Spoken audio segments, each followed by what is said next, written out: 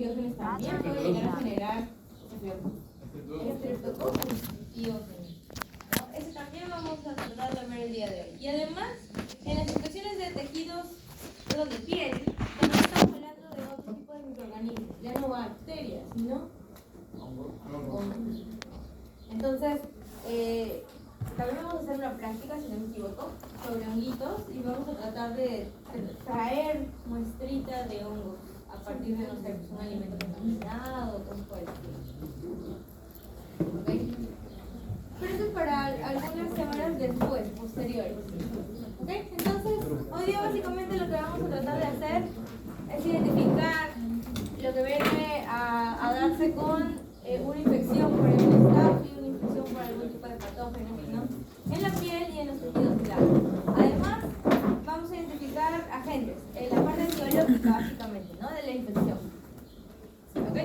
Y también vamos a ver esto, la parte de osteomielite articular. Hay infecciones que se asocian, por ejemplo, Staphylococcus aureus no solamente llega a generar daño en piel, no solamente llega a generar, no sé, pues, algún tipo de infección básica, sino también puede llegar incluso a dañar lo que viene a ser la parte de osteomielite articular, ¿no? Entonces hoy vamos a ver cómo se llegan a unir a ese tipo de osteoblastos.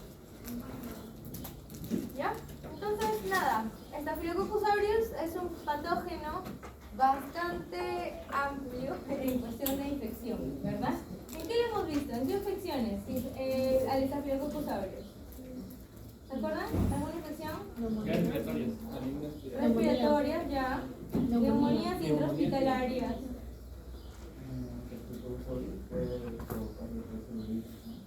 Celulitis. ¿Qué cosa es la celulitis? No es esa que le dan a los modelos y a todas nosotros. Sino la celulitis, el otro tipo. Dilatación de vasos sanguíneos también puede llegar a generarlo, ¿ok? Pero en el caso de la celulitis es infección de una parte de la epidermis, ¿ok? Y hoy día justamente vamos a hablar un poquito nada más sobre ello, porque realmente lo que ustedes van a profundizar es en práctica. Te ganaron. Perdón. Te ganaron. Oye, ¿esto es mi Safi? ¿Cómo que no? ¿Tenía que traer? Sí, hoy día tenemos clases Safi. Se nota que leen en la diapositiva. Se nota, Pensé que era ¿no? para toda la vida. No, eso se lo tiene que rotar, ¿no se acuerdan? Es fatal, ya ni modo. Entonces, vamos a hablar la respuesta inmune en la piel y tejidos blandos primero, infecciones de piel y tejidos blandos y después infecciones osteomielite-articulares muy rápidamente. ¿Ok? Entonces, primero veamos lo que viene a ser una respuesta a partir de una infección en la piel. ¿Ok? En el caso de infecciones de piel y tejidos blandos vamos a tener, por ejemplo, algunas clasificaciones que involucran ciertas infecciones que van desde las más leves hasta pues, las más graves, ¿no? Entonces tenemos de clase 1 hasta la clase 4. En la clase 1, ¿qué es lo que pueden encontrar? A ver, Lea, ¿qué dice? A ver, pues, ¿qué están haciendo? Nada, dice, ¿verdad? ¿Qué? Infección simple, es decir, en este caso no va a haber síntomas sistémicos. ¿Ok? ¿Cómo se trata? Pues se puede llegar a simplemente manejar de manera ambulatoria con lo que viene a ser un antimicrobiano tópico, ¿no? ¿Qué pasa si es que en caso tengo una clase 2? En ese caso vamos a tener ya una infección con síntomas sistémicos que indiquen diseminación básicamente, ¿no? Y puede que en algún caso se llegue a necesitar el manejo hospitalario. Tercera clase. En el caso de diseminación sistémica, ¿no? Ya casi necesita o requiere un manejo hospitalario y obviamente antibióticos, ¿no? Y en una clase 4 ya estamos hablando de una posible sepsis, ¿no? Y en este caso necesitas en una sepsis sistémica de algún tipo de infección como en tejidos blandos, lo que normalmente se realiza es la limpieza de la zona, o sea, se retira todo el material que normalmente se encuentra dañado, ¿no? Y luego pues se trata de dar antibióticos, ¿no? Entonces, en los tejidos blandos vamos a tener bastantes zonas, ¿no? Hoy día vamos a ver simplemente la parte de la epidermis, de la dermis y de la subcutánea, ¿ok? Entonces, en este caso, ¿no? Nosotros en nuestro sistema, en nuestra piel, perdón, vamos a tener una microbiota. Y ustedes ya la conocen, ¿no? La flora que normalmente llega a estar presente en esta zona, como mencionaron hace rato, es Staphylococcus aureus, ¿no? Pero también vamos a tener Staphylococcus epidermidis, que en realidad ese es el más frecuente, ¿ok? Vamos a tener Streptococcus también, ¿ok? Y también podemos llegar a tener otros más, como por ejemplo Pseudomonas, Candida, etc., ¿no? Ahora, ¿qué es lo que hace que nosotros podamos llegar a tener una microbiota adecuada sin que se llegue a generar algún tipo de invasión? Y es básicamente nuestra primera barrera, ¿sí o no? Si tenemos una primera barrera adecuada, completa, digámoslo así, y sin ningún tipo de puertita de ingreso, de hecho vamos a tener una buena protección. Entonces nuestra primera barrera en este caso, ¿cuál sería? ¿Cuál? La piel, ¿no? La piel completa, ¿ok? Sin ningún rastro de daño, ¿ok? Además de eso, vamos a tener otro tipo de parámetros que nos pueden ayudar en una primera barrera. Por ejemplo, el pH que tengamos en la zona, la temperatura, ¿verdad? Porque sabemos que la temperatura de la piel es igual a la interna. ¿Sí? ¿37 grados estamos? No. ¿A cuánto estaremos? A menos. Más. No sé qué tipo de más. Calentón, Félix. Félix todo calentón. No, Félix, es menos. ¿Cuánto menos? 20. 5. No. No, chicos. Estábamos entre 35 aprox, ¿no? O menos, incluso un poquito menos. ¿Okay? No necesariamente es lo mismo de manera orgánica a lo que viene a ser la piel, ¿no? Y también vamos a tener el sudor. Y en el caso del sudor sabemos de que pues existen ciertas glándulas que nos permiten producirlo, ¿no? Y obvio el sudor, el sebo, ácidos grasos, todo esto llega a ayudar a regular, digamos así, nuestra microbiota, ¿ok? Además de eso vamos a tener a los queratinocitos. ¿Y los queratinocitos qué serán? ¿Células? ¿Presentes en dónde? ¿En la piel? ¿En qué parte? En la epidermis, ok. ¿Tienen o no tienen un núcleo? Sí y no. Sí tiene. ¿Sí? ¿Y cuál es la que nosotros tenemos ahí en la parte superficial? Los que no tienen, ¿no? Necesitamos, en este caso, en esta zona, en la parte más superficial, ¿no? Células que no tengan núcleo, porque de hecho es como nuestra primera barrera, ¿no? Vamos a ver una imagen acá, ¿ok? Acá, por ejemplo, vamos a tener el estrato córneo, ¿ok?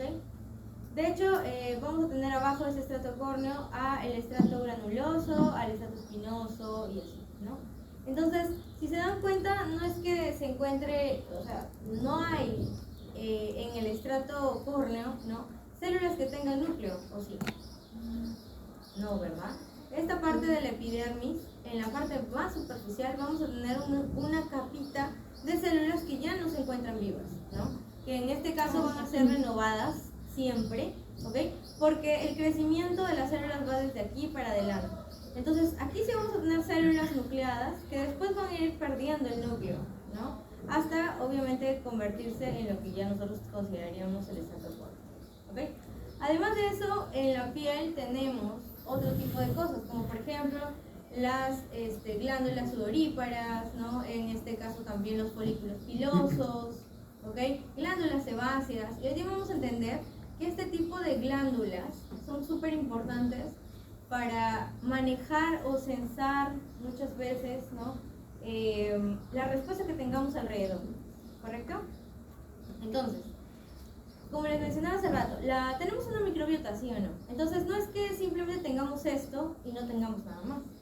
Vamos a tener microorganismos adheridos en la parte superficial, ¿sí o no? ¿Y podrá haber microorganismos dentro de este folículo? ¿Qué dicen? ¿Sí? Sí puede haber, ¿ok? Entonces ahorita les voy a mostrar cómo es que se puede observar un folículo piloso con microorganismos adecuados, digámoslo así, propios de nuestra microbiota, y también otro que se encontraría siendo invadido por otro tipo de microorganismos, ¿ok? Acá tenemos justo la imagen, ¿ok? ¿Tocaron? Entra pues, ¿quién es? ¿Tocaron? No. ¿En serio? escuché que tocaron. Pero no somos acá. Qué miedo. Pero siempre pasamos Halloween. No entiendo. Ya, bueno, vamos a seguir. Entonces, en el caso de la respuesta de la piel, ¿no? Vamos a encontrar de que tenemos aquí, por ejemplo, a los vellitos, ¿no? Y este es el folículo piloso. De hecho, en esta parte vamos a encontrar también lo que viene a ser glándulas sebáceas, como estas, ¿no? Y vamos a ver también de que siempre alrededor de ese folículo piloso vamos a encontrar ciertos ligandos, ¿ok? Que es el Fas ligando, que va a inducir a que se encuentre en homeostasis toda esa zona, ¿ok? ¿Por qué? Porque básicamente lo que se va a encontrar es de que toda la microbiota adecuada, digamos así, normal de esa zona, se va a encontrar en equilibrio, ¿ok? Sin hacer daño en esta zona, y por ende no se necesita generar algún tipo de mensaje de alarma, ¿ok? Entonces, ¿qué es lo que se va a encontrar, por ejemplo? Vamos a encontrar de que se empieza a llamar a células T reguladoras, vamos a encontrar que no es que se reclute, por ejemplo, neutrófilos, ¿no? Todo esto es básicamente bastante estable, ¿no? Está en homeostasis básicamente. En cambio, ¿qué pasaría si es que, por ejemplo, tenemos una invasión con, me parece que este es Propionibacterium acnes, si no me equivoco. Por acá está. Sí, Propionibacterium acnes, acá está. ¿No? ¿Qué pasaría si es que tenemos la invasión de este microorganismo, Propionibacterium acnes? ¿No? Lo que se va a encontrar es de que las glándulas sebáceas, que son las que van a tratar de pues, ayudar, ¿no? En la invasión, van a empezar a secretar citoquinas proinflamatorias, como por ejemplo interleucinas 1 beta, factor de crecimiento, en este caso el TGF beta, ¿no? También vamos a encontrar de que todas estas alarmas van a generar de que se empiecen a reclutar células dendríticas que pueden empezar a censar la zona y a verificar que efectivamente hay algún tipo de antígeno raro, ¿no? Entonces, una vez que detectan estos antígenos extraños, ¿qué hace la célula dendrítica? ¿Para qué sirve? ¿Para qué sirve la célula dendrítica? Para la presentación de antígenos. Entonces, vamos a encontrar de que la célula dendrítica va a empezar a migrar, ¿no? Se va hacia los nódulos linfáticos, por ejemplo, y puede llegar a reclutar cierto tipo de linfocito T. ¿Qué tipo de linfocito sería si es que tenemos, por ejemplo, células extracelulares, ¿no? O sea, perdón, bacterias extracelulares invadiendo, ¿no? El T17. Entonces, lo que vamos a encontrar es una activación de linfocitos T17, ¿ok? Y los T17, en muchos de los casos, generan ciertas interleucinas que ayudan en el reclutamiento de neutrófilos, ¿ok? Entonces, si tenemos el reclutamiento de neutrófilos por parte de estos TH17, lo que vamos a encontrar es que desde algún tipo de conducto, ¿no? O vaso sanguíneo, vamos a llegar a reclutarlos hacia la zona en la que se encuentra, generando la invasión, ¿no? Entonces, podemos llegar a tener, por ejemplo, algún tipo de foliculitis, algún tipo de infección en algún porito, por ejemplo, ¿no? Y se va a empezar a inflamar esa zona, básicamente por la ayuda de los neutrófilos, ¿no? ¿Quién es? Dile que pase, ahora sí ya lo vi. No tengo dudas. ¿O no hay? Sí, ahí está. Es un fantasma en la puerta. ¿Qué pasa, güey? ¿Qué le pasa? No sé por qué no quiere entrar. Tiene que estar. No quiere que le abra encima. Vaya. Que me mandaba mensaje, creo. Chicos, si estaba afuera, solo cuando hablan mucho, ahí sí. Entonces, estamos hablando de que en el caso de los folículos, ¿no? Va a depender mucho de qué microorganismo se encuentre para nosotros poder decidir si es que se va a generar una respuesta equilibrada o una respuesta bastante inflamatoria, ¿no? Y en ese caso ya sabemos qué tipo de linfocito T es el que se está activando, ¿ok? Entonces, ¿desde dónde se empieza a generar la llamada, digámoslo así, de linfocitos, ¿no? Nosotros en la piel vamos a tener varias cosas, ¿no? Vamos a tener arteriolas, capilares, vénulas postcapilares, vénulas colectoras, ¿no? Entonces, De esas 4 que vamos a ver aquí, la más importante es las vénulas postcapilares. En esta zona es donde se va a dar justamente todo el llamado de estas células inmunitarias, ¿correcto? Entonces, si nosotros quisiéramos llamar, por ejemplo, a, no sé, neutrófilos, ¿no? Se va a dar a partir de este lado, ¿ok? A partir de este lado es donde se va a empezar a jalar, digámoslo así, o a llamar a los neutrófilos para que puedan ir hacia la zona de infección, ¿ok? Entonces, ¿qué es lo que observamos acá? Que por ejemplo, macrófagos perivasculares que tienen ciertos niveles de este tipo de proteínas, el CXL1 y CXL2, son justamente aquellas que sirven como si fueran a pescar, ¿no? Este tipo de CXL1 y CXL2 hace de que puedan llegar a captar fácilmente a lo que vienen a ser los neutrófilos. Entonces les ayuda a que se salgan de lo que viene a ser la parte de sangre hacia lo que vendría a ser nuestros... Pasa. ¿Qué pasa? Pasen chicos, veo... Siéntense nomás. Si no me encuentran ahí es porque estoy por acá. ¿Okay? Entonces, como les mencionaba, para poder reclutar también neutrófilos se puede dar a partir de los llamados macrófagos perivasculares. Estos macrófagos pueden ir a esta zona, ¿correcto? Y atrapar neutrófilos para poder jalarlos desde lo que viene a ser la vénula postcapilar hasta fuera y llevarlos después a la zona en donde se encuentra la infección, ¿ok? Entonces, para poder llegar a capturarlos, digámoslo así, ¿ok? Se va a generar la expresión de CXL1, CXL2, que son justamente los que van a atrapar a esos neutrófilos, ¿ok? ¿Qué pasa si es que tengo, por ejemplo, la infección de un Staphylococcus aureus? El Staphylococcus aureus, con la toxina que tiene, ¿se acuerdan de qué tipo de toxina tiene?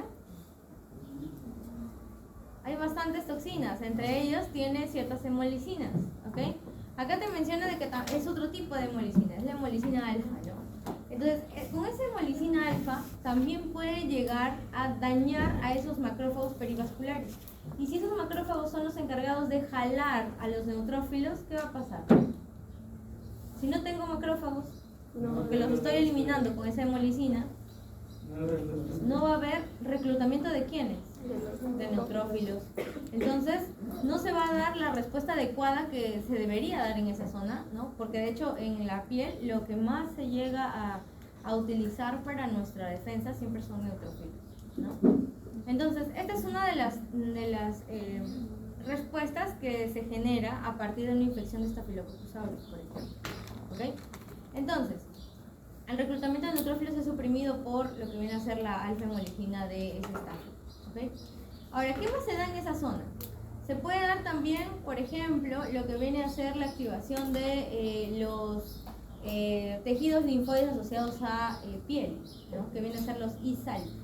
Los ISAL, en este caso, son zonas en las que las células dendríticas van a llegar y van a poder presentar el antígeno. O sea, ya no necesitan llegar hacia algún nódulo en específico, sino que rápidamente van a poder hacer la presentación de antígeno en esta zona. Pero obviamente esto es bastante, digámoslo así,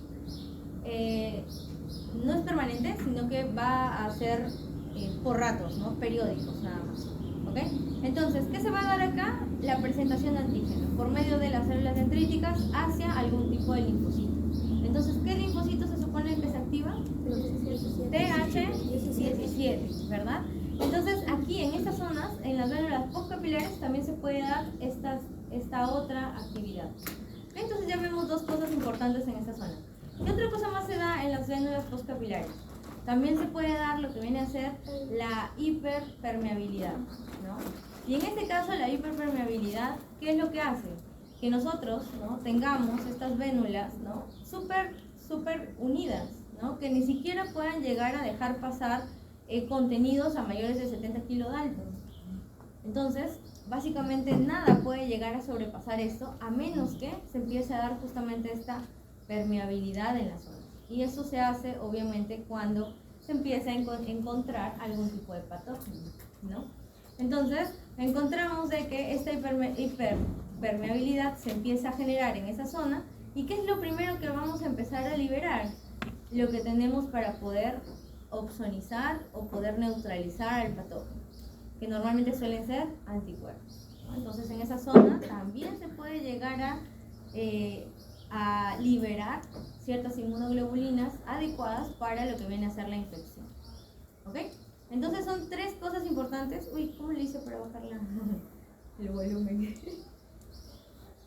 Son tres cosas importantes que se dan en las glándulas postcapilares, ¿no? La primera es la presentación antigénica, la segunda es el reclutamiento de neutrófilos desde esta zona y la tercera, la hiperpermeabilidad para la liberación de inmunoglobulinas. Entonces son tres actividades importantes, ¿correcto? Y estas se dan justamente en zonas bastante cercanas a la infección, ¿no? No es que pues se van a generar en otro lugar y que desde lo más lejano va a generar el reclutamiento hasta la zona de infección, no. Siempre se tiene que dar en la zona más cercana, ¿no? Entonces, ¿el folículo piloso me servirá para algo? Sí, ¿ok?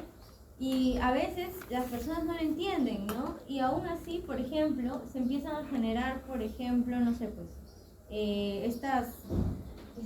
estas depilaciones láser que muchas veces dañan hasta incluso el folículo piloso, ¿no? Uno dirá, pues no tengo vellos y qué chévere, ¿no? Pero en realidad no es tan bueno. ¿Por qué? Porque en la zona del folículo piloso es donde nosotros vamos a censar que todo esté bonito y todo esté tranquilo, ¿verdad? Con respecto a nuestra microbiota, ¿ok? Entonces, en el folículo piloso, ¿qué es lo que se puede dar? Como vimos aquí, ¿no? El folículo piloso puede llegar también a ayudar en la liberación, al menos las glándulas sebáceas cercanas a él, a la liberación de ciertas interleucinas proinflamatorias que activarían células dendríticas para que ellas vayan a activar linfocitos T, ¿no? Entonces, se mencionan acá reclutamiento de células inmunológicas como las ILCs, que los hemos visto en las clases pasadas, los linfocitos T, ¿no?